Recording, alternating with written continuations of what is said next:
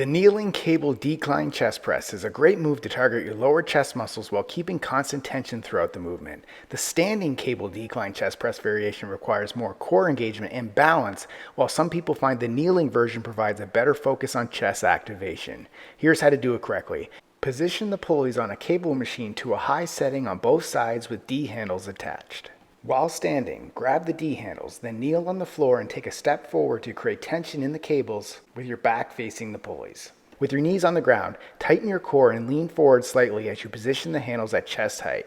Keep your hands just outside shoulder width with your palms facing down and your elbows bent at a 45-degree angle to your body to protect your shoulders. Exhale as you press the handles forward and down in a diagonal motion similar to a decline chest press.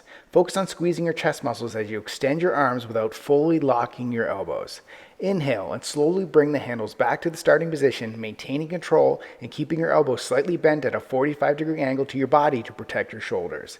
Ensure your chest stays lifted and your back remains straight throughout the exercise. Repeat for reps. Subscribe to get a new exercise video demo every day.